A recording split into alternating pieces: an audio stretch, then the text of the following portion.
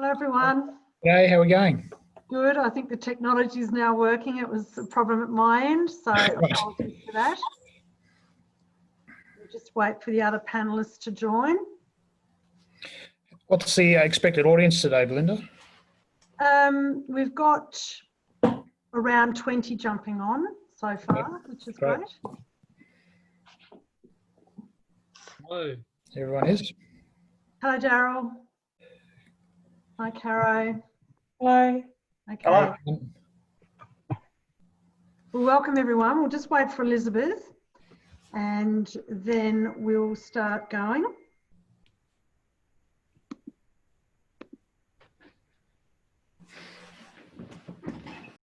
Right. Again, we're just waiting for Elizabeth Skirving to join us and then I'll start the Paddock Talk off. So thank you very much for everybody that's online and we'll start shortly. So welcome everyone to this series 4 of our Paddock Talks, where we're going to be talking about, let's talk about recovery. I'd like to introduce firstly Daryl Connolly, who's the CEO for the Cradle Coast Authority, Andrew Pitt from the Launceston Chamber of Commerce, Phil Johns from WorkSafe Tas, or as we know, FarmSafe, Caro Brown from TWiA. Also, Elizabeth Skirving will be joining us shortly and hopefully we'll get the opportunity to have John Clark from Raw jump on as well. So thank you very much everyone for your participation. And for those that have joined us on the webinar, please send through your questions as we go through. I'll direct those to the open panelists, or depending on whether it's subject specific, we'll go through to the person who's on that subject matter. Elizabeth, thank you very much for joining us. Really appreciate your participation on the webinar today. So Daryl, if I could hand over to you first to talk about some of the things that the Cradle Coast Authority are doing, particularly in your catchment area. We know that there's been a cluster up in the northwest that forced more restrictions on your catchment area than perhaps the rest of the state had to manage. So it'd be really interesting from your point of view to get an understanding on how some of the businesses in your regional and rural area have adjusted what they've been doing, but also reached out to an entity like yours to start looking about some of the steps that they need to consider moving forward. Yeah, sure. Thanks, Belinda. Thanks very much for having me as part of this, everybody. So look, the Cradle Coast Authority, I think most of you know, is owned by the 9 councils in our region. And we have an interest in economic development, among other things. So certainly we see that we've got an important role to play in terms of regional recovery. And we've really been looking at a 3-pronged approach, sort of what we can do in the immediate term to deal with some of the pain being faced by businesses at the moment, what some of those medium-term responses need to be, and then we're also thinking about a longer-term time frame as well. So I'll come back to what we're doing right now in a minute. I think in terms of the medium-term response, our interest is really on ensuring that all the momentum that was happening before COVID-19 doesn't stop. So renewable energy in particular was a big opportunity for our region, and so we're quite focused on what we can do to ensure that that opportunity doesn't lose momentum, because there are a number of impacts that COVID-19 may have on that. And our sort of longer term interest is future focused, and we're sort of saying, look, if we have to partially rebuild our regional economy anyway, let's not assume we have to rebuild it to what it was before COVID-19. Let's engage the community in a conversation about what else our regional economy can look like, how supply chains can be different, how businesses can pivot. Now, I don't think that's the thing to be focused on right now, and we wouldn't want to be doing that in isolation of the other things, but that's where our immediate response is important, I guess, and that's sort of built around a regional restart hub, which lives on our website, but is really just a portal to a few things, a suite of tools and resources, as you would expect, so a bit of a one-stop shop for useful resources. A request a mentor feature, and I think that's something that anybody in our region should embrace and take advantage of today. Don't wait until you've got a problem. And then the other component is a regional funding finder. So we've actually developed an online tool which brings together all of the government, private sector and philanthropic grants and funding streams onto our website. And in a previous life, I was a small business advisor, and I know how difficult it can be to navigate grants and those kinds of opportunities. And I have to say the funding finder is actually the best tool I've seen in my time, whereby businesses can see at a glance whether or not they're eligible, how much effort would be involved applying for the funding and so on. That sounds like a really good initiative, Daryl. We all know, and we've been talking about some of the feedback that's coming through from our sector around the amount of information that's coming through from a range of different sources, and all with good intentions, but we're all getting a bit snowed under at the moment. So being able to navigate your way through to, okay, what grants are out there that I can particularly access is really useful. Absolutely. There is so much information out there. You know, at 5:30, I run a business like everybody else. At 5:30 this morning, I found myself developing my COVID safe plan to keep our team of 20 safe. And I thought to myself, I wonder how many people out there don't even realise that they need to have something like this in place by the 15th of June.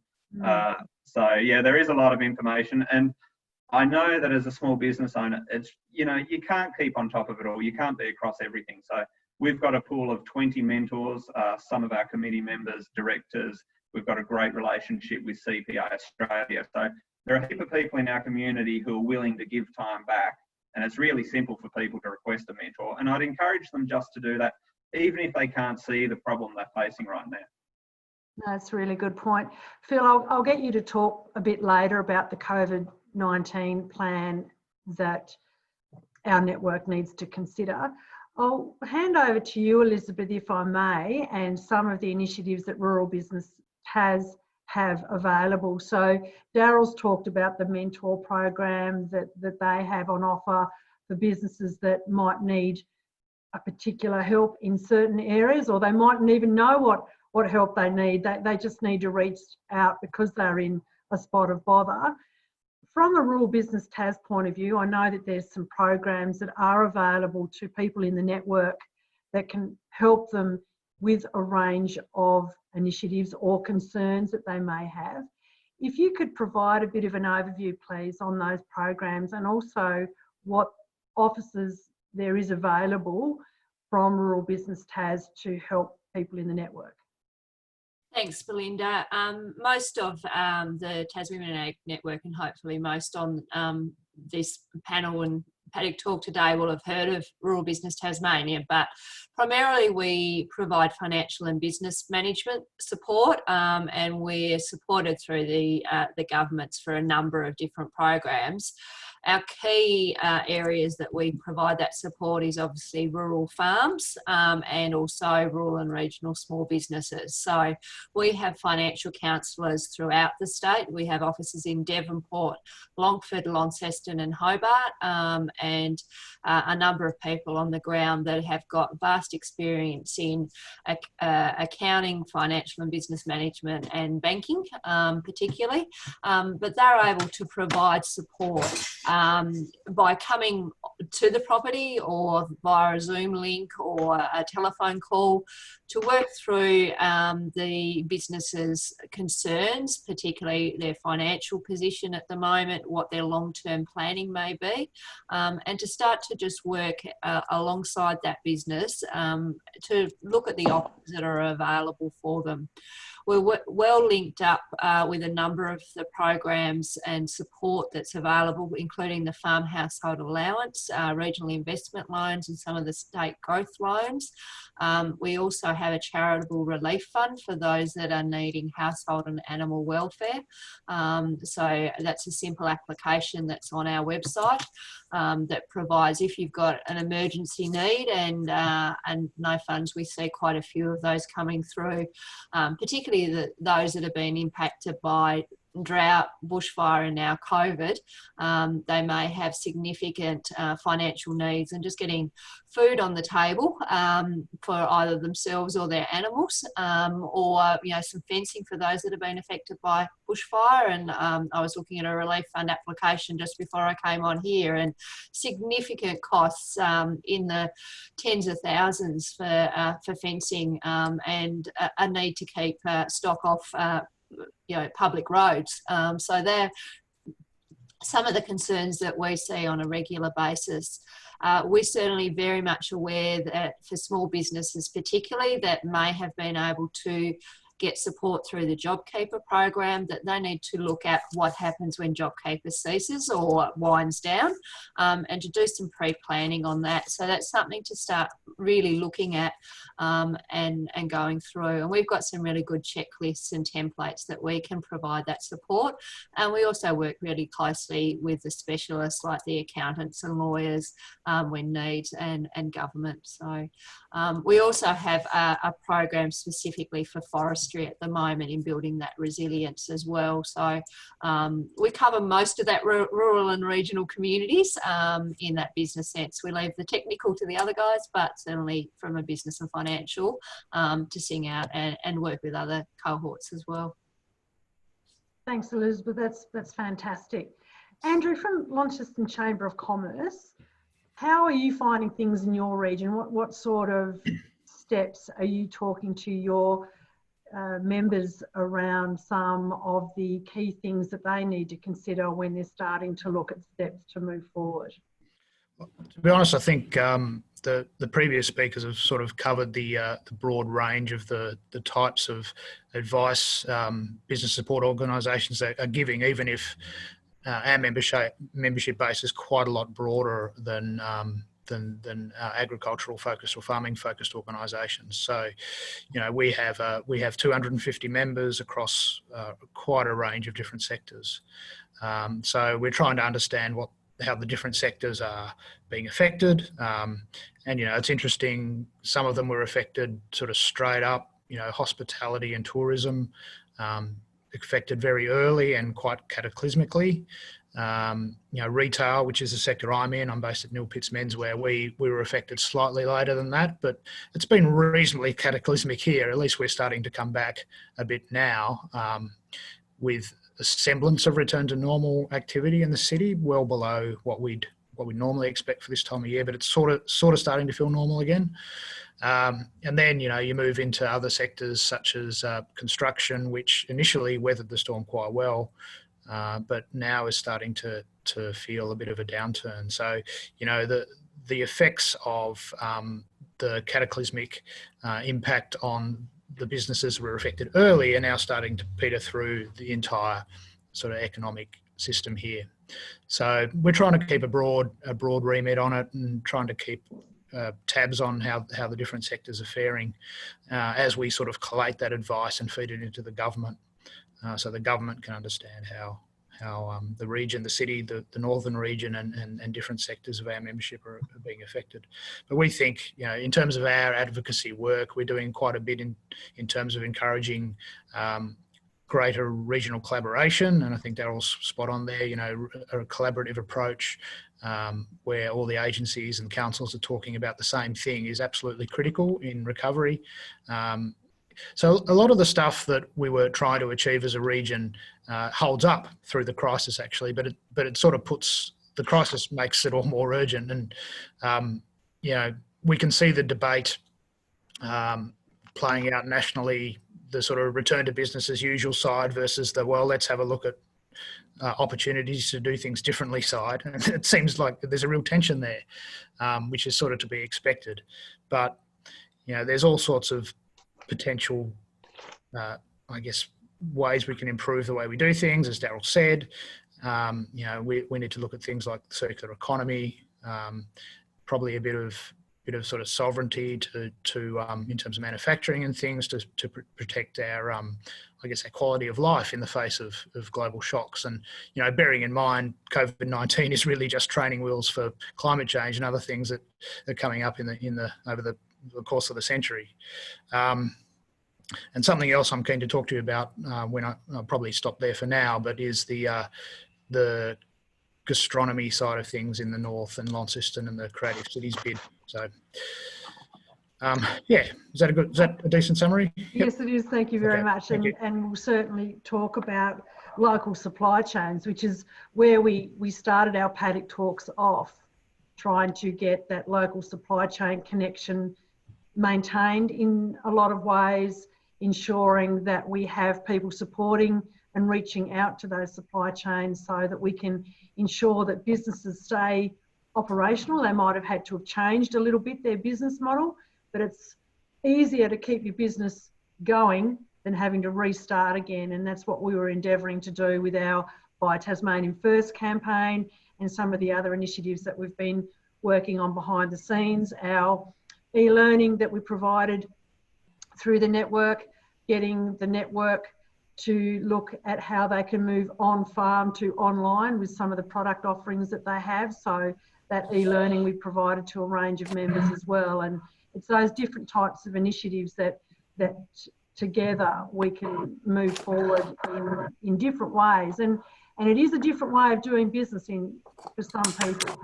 And some of your members in particular, Andrew, have on-farm but also off-farm income. So they might have had a small retail store or a service provision that's been impacted because of COVID-19. So we need to make sure that their needs are captured as well.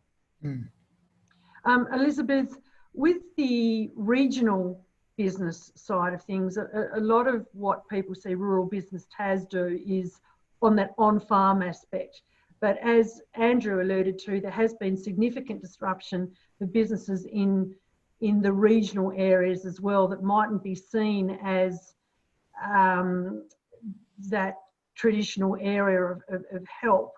So could you provide a bit of awareness around what your area is doing around the business side that's off-farm?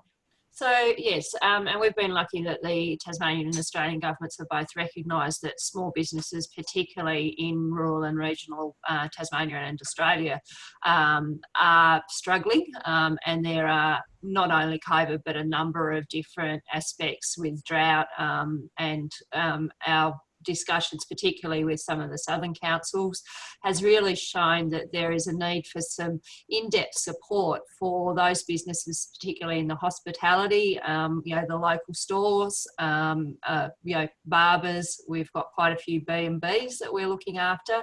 So we're going through with those and actually working through their business model to see how they can better engage into a future model, how those little micro businesses that might have been just getting on their feet that are now struggling because of COVID and other areas. So we do that in different ways. It might be in the first instance just finding that information for them, but having someone to work with them to have some understanding. We've really honed up on all of the COVID support measures and got some cheat sheets there of what is available, how it is easy to apply that, and obviously those that perhaps don't have the IT savviness to be able to access some of those in an easy way. I'm also very much linked into the Council of Small Business Organisations of Australia, so getting that national feedback and also feeding back through to the Treasurer and Small Business Minister at a federal and state level of some of the issues that we're seeing. And we are seeing quite a few issues in that area, even from a WorkSafe and something that we've talked about quite a lot, but some of those small businesses that are starting to get visits from compliance when they're accessing in rural Tasmania, how do they set themselves up to make sure that their exit and entries and the COVID requirements are in place.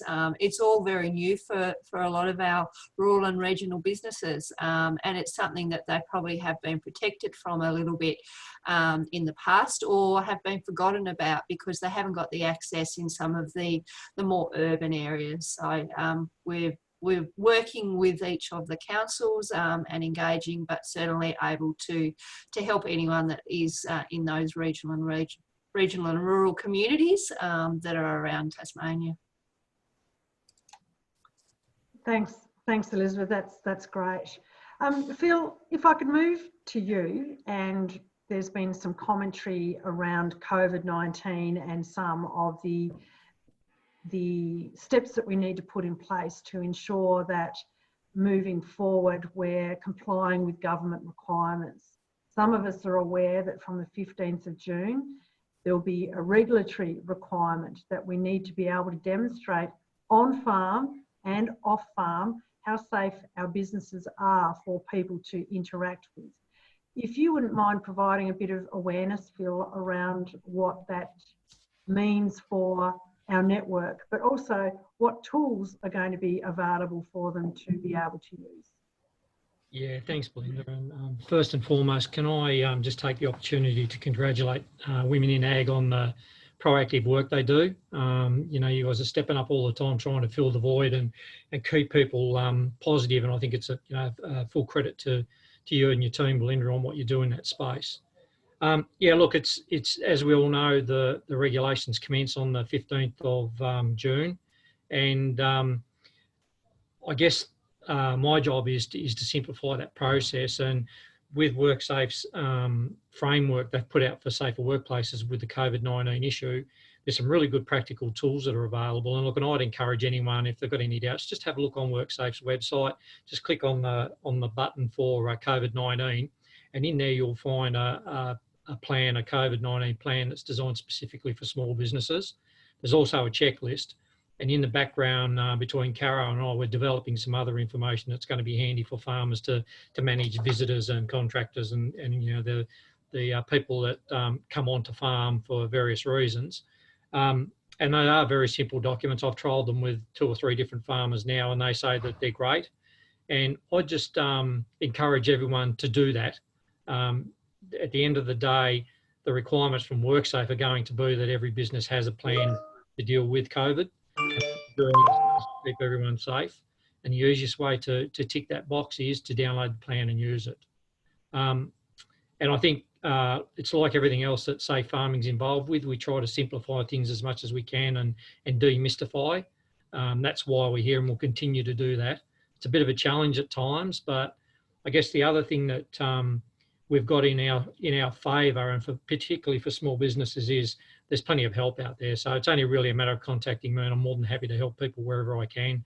And then the bigger picture scenario is the WorkSafe Tasmania Advisory Service as well. They've got a team of advisors there that are more than happy to go out and they'll work with business in confidence. So the inspectorate don't know what they do or the interactions they have, and they're more than happy to help as well, Belinda. So it's really only a matter of putting your hand up and asking for help, because you're not on your own. Yeah, that's a key point, Phil. Thank you. It's about recognising that if you're not sure about some of the steps that you need to look at as you develop your plans, is to reach out and ask, because the common theme that we're all talking about is we're all in this together. We all want to help each other as a community. So if you're not sure about some of these resources and what you need to do to fill them out, then reach out to the various resources that we have online on this webinar today, and they can at least help you or guide you where you need to get that advice. Phil, just looking at those small business checklists in particular, what are a couple of the key things within those that the network need to think about when they're navigating through that checklist, do you think? Belinda, look, I would suggest that most people are doing what's required in the checklist anyway, but it's a smart business decision, and I know Elizabeth will back me up on this one. It's a smart business decision to be able to go through that process and tick off that you are doing it. Worst case scenario, it might identify an area where you may need to do a little bit more.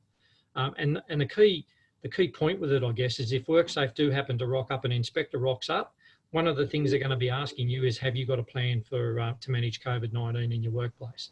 And as I said, most people will have those types of things in place. The last few months we've had the advice from government coming at us at a regular basis on what we need to do to protect ourselves, as in hygiene, distancing, etc., etc. So I know in my limited travels over the last couple of months, you see that coming into play all the time. And I mean, today I'm in Launceston. It's the first time I've escaped for a little while, and just having to go down the street to the chemist and to see what's going on in the business world now as to how they're managing things. It is a credit to businesses that have actioned it, because they've done it with very little guidance, either very little guidance or just massive dumps of guidance. So what we've tried to do is simplify it. And the plan, as I said, is a very simple document, and it may be able to be answered with a couple of dot points. So you don't need to write a story or a book about what you're doing. And the checklist will just give you the confidence that, yes, I'm going okay and I'm ticking off on what the legislation's asking of me. Yes, and that's the key thing, isn't it? Just to have that confidence there that, yeah, I'm on the right track. It doesn't need to be war and peace. It's going, okay, well, here's a particular section that I might need to look at. What have I done on farm or within my business? And once you've looked at that and you've gone, well, yes, I've actually met that criteria within the context of how I run my business, then you should be okay. And just backfill up, there's a lot of resources already there that we've, and I know in other Paddock Talks we've shared and people have shared, and I think, this community and collaboration, if they have, checklists or cleaning schedules or anything that they've already put in place, I'm sure everyone would be really happy to share all of those, and there's some great stuff already on the WorkSafe Tasmania and on the COVID Tasmanian government websites that are available. So just to print those out, if you haven't got the ability to print that out, to use your AgriGrowth and others to get them printed out for you and send them on so that you can display them quite easily. So it's not onerous, even though it might seem it sometimes, and having a business ourselves, to know that you can do it and that there's plenty of help out there. Thanks for that, Elizabeth. Phil, while I have you online, and we've got a range of people participating, which is great, can you just give a bit of a quick overview of the government's quad bike rebate scheme, please? You dropped me in it, Belinda. Yes, as you well know, it's been on my radar for a long time. And look, the quad bike, the rebate scheme is due to finish up on the 30th of June. I'm doing some work in the background in regards to possibly seeking an extension of the rebate program, and I know with my interstate colleagues in New South Wales and Victoria it was a slow uptake. It's been slow here in Tasmania as well, but it's also been I guess slowed up even more by COVID-19 and everything we've had to do around that. But also we're still we're still fighting off debate from the manufacturers in regards to their angst about fitting crash protection devices to bikes. My stance from Safe Farming doesn't change on that. I'm concerned about the number of bikes we've got out there now that aren't fitted with bikes, and there's money sitting there for farmers to encourage them to fit something on their bikes. And look, as late as at the weekend, we had a child die in Victoria crushed underneath a bike. So it continues. So pardon the way I put things, but I'll push this until literally the cows come home. We need to do something, and there's money there, there's help available for farmers. So I just encourage everyone to please have a look at the rebate scheme. It's an easy process. I'm hearing people are getting their money back within a matter of days or a week at the most. The money is sitting there, so please make use of it. And I guess the other thing to demystify is the stories that are going around out there about all the manufacturers pulling out, and that's not the case. There is alternatives. We're looking at probably developing some guidance around alternatives to quad bikes for farmers, and some clarity around the manufacturers that are still staying in there, because I doubt very much quad bikes will disappear altogether. They are a very important tool and a really good tool if they're used right, and people are taking the precautions they need to look after themselves. And one of the key components of that is fitting a roll bar of some description on it, because the majority of fatalities are through crushing, and it can be prevented. Thanks very much, Phil. That's really important information. One of the questions that came through was around availability of PPE, and some of the network are having issues accessing PPE. Elizabeth's just noted on there that there is a register of where PPE is available on the state government's Farm Point site. Caro, can you provide any further awareness around that and also some of the initiatives that the government's working on? So the coronavirus website's the best place for people to go to, www.coronavirus.tas.gov.au, and that's the central point where people can look at things with regards to resources and PPE.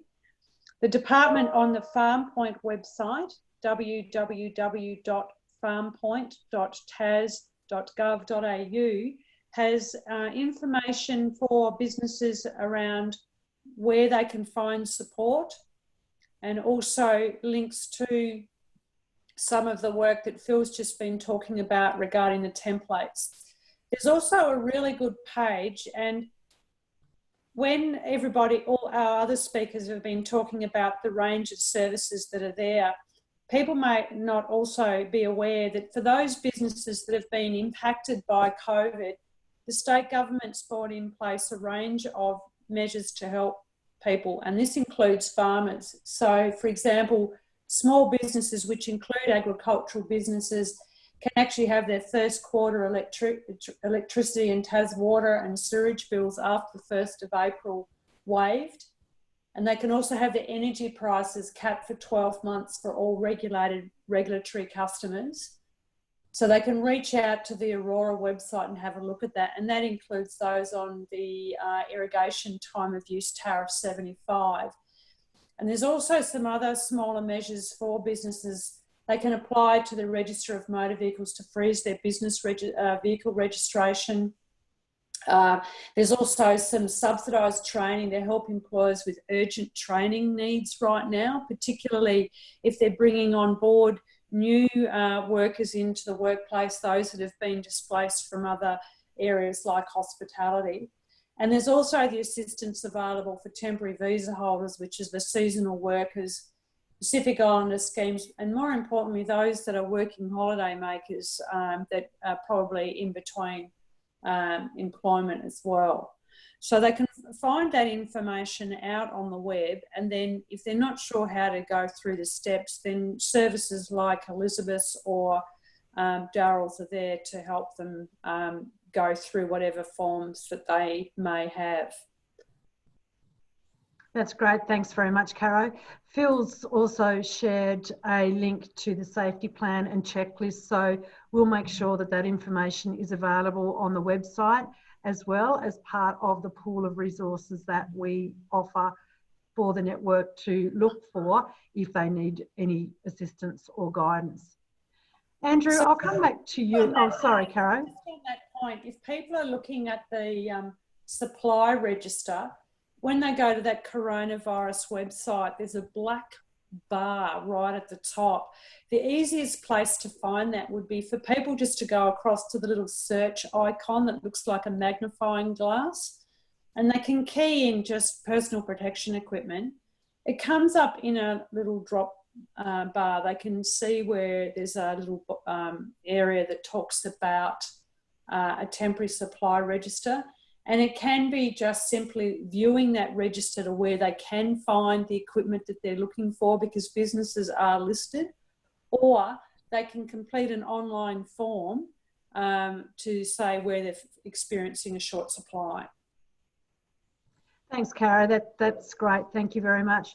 Andrew, you were talking earlier about the food and beverage in Launceston, and one of the key things that we noted earlier on in our network was the impact of the restrictions that we were noting on the hospitality sector and the flow on of that, where some of our members would be supplying produce through into pubs, clubs, hotels.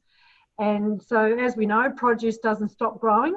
We needed to find different ways to be able to connect those producers with consumers or different supply chains. We know that the Buy Tasmania First campaign that we started, and also We Eat Local that Eat Well Tasmania started with their app, has certainly helped with connecting people and providing awareness. The government's also launched their Buy Something Tasmanian campaign as well to ensure that there's another mechanism for people to connect. What are some of the things that you've noticed and some of the things that you would like us to consider? Well, I think it's probably, there's quite a lot of initiatives around at the moment that look to encourage people to buy local. I guess in the bigger picture, it's very much a long-term cultural change thing. It can be driven to an extent by policy. And I know there's been talk of some advocacy around a state government buy local food policy, which would then apply to various departments such as health and education, gives it a bit of scale. But I'm not sure how far away that might be, even if it's on the agenda at all. It's quite fraught, really, given all the priorities that compete when it comes to procurement decisions. So can I segue into talking about creative cities? Thank you. Part of the answer to that question is thinking in terms of local food systems. So I guess I want to tell you the story of how our Launceston's Creative Cities bid came to be conceptualised, and tell you a bit about the concept as well of creative cities. So a few years ago, I started working at the university and started having initial conversations across different departments, and realised that actually there was quite a lot of people from quite a lot of different disciplines that were working on food, but there wasn't really much connecting them up. They tended to work in silos. Started having a few conversations, broadened it out into industry and other parts of the regional bureaucracy here, and realised that actually what was happening in the university was probably a microcosm of what was happening more broadly across the community. Food is such an important factor, not just for agriculture and tourism, hospitality and events, but it's also really important for health and for education. Food's a massive driver of overall equity in society, food literacy and nutrition. It's obviously something that is indicative or relies on sustainable environmental management to be produced in perpetuity, cyclically in perpetuity. And we've got these big global threats of climate change and other areas of environmental degradation sort of bearing down on us. So, there's all sorts of drivers for considering food more holistically in a place-based way through a local food systems ethos. And then, that would include local procurement of food and also considering what to do with food waste, who might be interested in actually developing business ideas or social enterprises with that, and, moving towards a more circular economy. So at one of these meetings, somebody suggested, well, why don't we look at the Creative Cities Scheme? So the Creative Cities Scheme is a UNESCO program which has been running since 2001. And currently there are, I think, about 250 cities around the world that are members of that program. So you have to apply for it. They hold around every second year. And you can apply across 7 different creative disciplines. So, for example, in Australia and New Zealand, Auckland and Adelaide are creative cities of music. Sydney's a creative city of film. Melbourne's a creative city of literature. Geelong's a creative city of design. Ballarat's a creative city of folk art and craft. And Bendigo just got accepted in the gastronomy field. And Launceston there's a group of us that are developing a bid for Launceston to apply to be designated as a UNESCO Creative City of Gastronomy in 2021.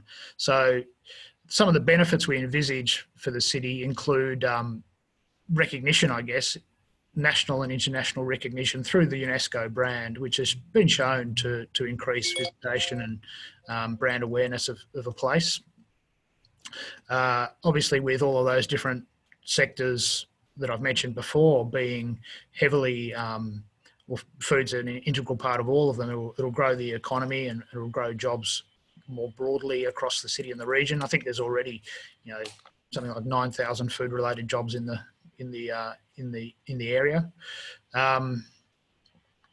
then there's the sort of the nutrition and the environmental drivers as well. So we there's another way of thinking about it too. You know, we've got these Launceston, I think, has 5 sister cities, which we've had for, well, quite a while now. But do they bring a great deal of value or any value at all to how we relate internationally to the sort of the knowledge exchange that we engage in on an international level? Possibly not. You know, they're probably all relevant to their time, and they were usually based on trade, actually. You know, Napa holds up quite well, though. Napa's a sister city of Launceston with wine and things like that. So, you know, it sort of changes the way we think of ourselves in an international context. Encouraged knowledge flows in and out of the city and the region with all these other cities around the world that think in the same way about how to pin creativity and sustainability at the heart of their development plans. So, yeah, it's potentially quite an exciting thing if we can succeed in that. We need to get the application in next year. Part of the application is committing to an action plan, which involves 4 to 6 new projects.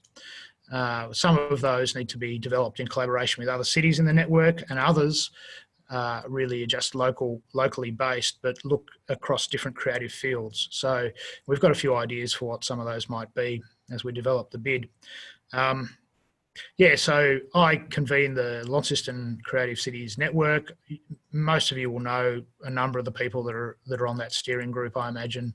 I'm happy to send a document around or arrange for a document to be sent around to fill in about it.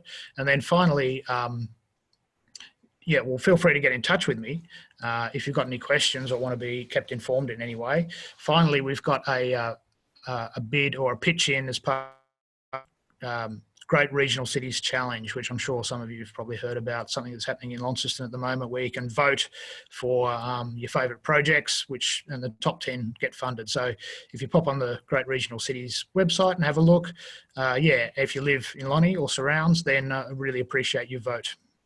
Thank you. I think one of the key things, thank you, Andrew, from that one that's a take home for me is that farming and what we do, the produce that we create is for the health and well-being of communities. So it's how our sector can tap into what you're doing. So indirectly our members can benefit through the growth that will create. So it's probably just making sure that we maintain discussion around that so that we can ensure that the sector benefits in some way.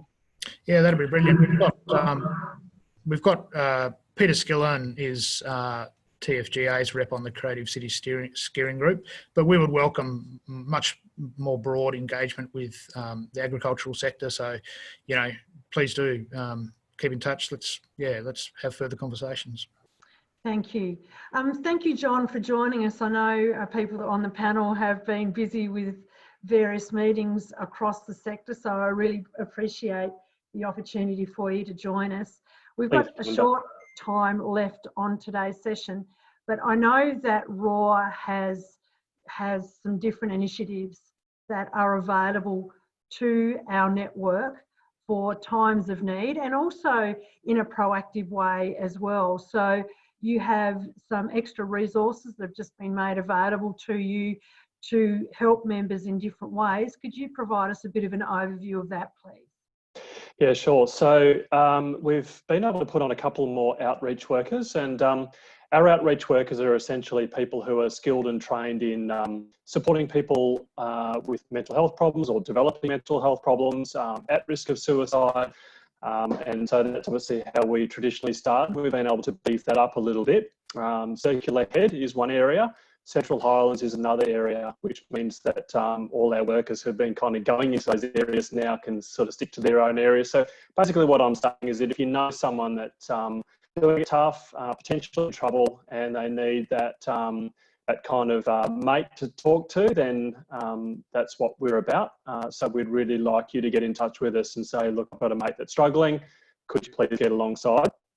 On top of that, which that's a traditional sort of patch, I suppose. On top of that, we've got some state ref funding, and we're helping people who are recently unemployed with resumes. So if your business has had to put people off, or you know people in your local community that have recently lost their jobs, we can get alongside them and help them get back on their feet, do a resume, but we do the holistic stuff as well. And some people have got transport issues, some people might have drug and alcohol issues, some people might have housing issues and just not the stability to get a job. We can certainly help in those areas as well. So we kind of take employment and holding down a job in a really holistic way. So, and the last thing that I'd like to mention, or a couple of last things I'd like to mention, one is we still have access to some drought funding, I think. Elizabeth, you might have, you guys are on top of that as well. We collaborate really closely with RBT, but we still have a worker who is funded down the East Coast to work with people who are drought affected. And being drought affected, you know, we look outside on a day like this and we had some good rains last night and everyone thinks, oh, it's green, it's great. But we all know that if you've been drought affected, you've had to destock. When you're buying back in, it can be really tough getting stock. We've also had green droughts too, where you've had a little bit of growth and it hasn't really come away. So I guess a lot of city people think, oh, those guys down the East Coast, they're good now, it's green. Well, not necessarily. So we're still helping people recover from that. And sometimes when you're going through the actual crisis of drought, you can kind of hang it together for long enough. And then when the rain comes and you start to get a bit more feed, start to restock, then you sort of fall apart. So we're really aware of that. And we want to provide that support to people who have been affected by drought. So we can certainly do that as well. And finally, we're still doing training. So we've just upskilled to be able to offer mental health first aid as an online course now. So people can work through that at their own pace and then connect with myself as a trainer for the instructor component of that. So we can do that safely via Zoom, and we're not doing face-to-face training as yet until restrictions ease. But Phil will be looking at all those WorkSafe TAS guidelines as to how we can conduct face-to-face training as soon as possible. So that's where it's at with Rural Alive and Well. And just, I guess the thing to look out for at the moment is, you know, I talked in the last meeting about some of the challenges that people have had to mental health. And the two things that I think that have developed since our last panel talk, or Paddock Talk, and being on that panel, is that the modelling around suicides that have occurred as a result of equal rises in unemployment, we're looking at about a 25% increase. So we're really trying hard to get ahead of the curve here. And that means all of us being aware of how to have those conversations, how to prevent suicides, what to look out for. And the other thing that's just come out recently is this sort of COVID-19 quarantine fatigue, where people are really suffering the effects of, it's more about isolation now, people feeling isolated, disconnected, relationships aren't quite the same. So I guess people who are feeling that way, it's really important to get some support at this time. There's some really strong key points there, John, and I thank you very much for that, and also for the work that RAW is doing around the state to support our network. And I think the key thing for me is the simple question, are you okay? Absolutely. And we all need that asked of ourselves, and we also need to ask that of others as well when we reach out again and connect with people, is just to go, are you okay? How have you been going? And also make sure that we can offer that support. I think it's a really key thing. So thanks again for everything that you're doing there, John. Yeah, we're really pushing physical distancing with social connection. Thank you. Yeah, really key. Daryl, just with you, before we're reaching the end of our allotted time, but I know you mentioned earlier in our talk around your funding finder and the different grants that you have on that site. How do people go about navigating their way through all those different forms? Is that something that your mentor team offer as part of assistance as well? Yeah, absolutely, Belinda. That's right. So our pool of mentors, I think 20 odd at last count, have got a diverse skill set and they can all tap into one another as well, and they're being supported by some training which UTAS has pulled together really quickly, so it's been a real team effort. The funding finder, as I said, is the best tool of this kind that I've seen. It's very easy to navigate, it helps you track your application. So I think between the funding finder itself and shouting out for some help from one of our volunteer mentors, that's the best way to move forward on some of those opportunities. Thanks very much, Daryl. Before we go, Elizabeth noted, which I think is the key thing, we've provided these Paddock Talks to provide awareness around different service providers that are there to help the network. But it's also good for us as leaders in different areas to be able to have awareness around some of the issues that are out there that our network needs assistance with. So we have a range of people here, and after the Paddock Talk's finished as well, if you could reach out and let us know what sort of issues or help or different types of services that you would like, so that we can talk amongst our groups and our networks and make sure that we have those services available, or we can lobby and see what we can do with the stakeholder groups that we're all connected with to make sure that we can have some types of mechanisms there, not only now, but moving forward as well. I think it's a really key point. So anybody in your regions, if you reach out to Elizabeth or Daryl, John, Bill, Andrew, even Caro and myself, to provide us with a range of feedback, that would be really, really important, so that we can make sure that we're continually progressing and making sure that we have the tools that our network needs to move forward in a positive way. So the last thing that I just wanted to mention also before we finish today is that this weekend Tasmanian Women in Agriculture would have had their biennial gathering, where we have upwards of around 150 of our network connecting together, reaching out and celebrating all that we are as an organisation. We've had to change that, just like others, and come up with a different format. So what we're doing this weekend on the 23rd of May from 3 to 4 p.m. is having our inaugural gathering in the cloud. So if you could spread that out amongst your networks. The Minister Barnett's going to provide us with an update on what the government's doing, and also the agricultural white paper and how our network can connect into that and what we can do to progress. We also have a keynote address from Pip Courtney from Landline. She's going to talk about some of the things that she's seen around the country and how businesses are evolving and the stories that they're telling. And we also have Todd Babiak from Brand Tasmania to continue on that theme, and how as businesses and regions and networks, we can build our brand, build our story and tell the message of how and why we farm, which I think is really important. So I encourage you all to spread that out amongst your networks. I'll send some feeds through as well. But again, 23rd of March from 3 to 4 p.m. Thanks again, everybody, for your participation. Really appreciate the key insights that you've provided our network. And again, in a couple of weeks, we'll look at having another Paddock Talk on another subject around recovery. Thanks very much. Thank you.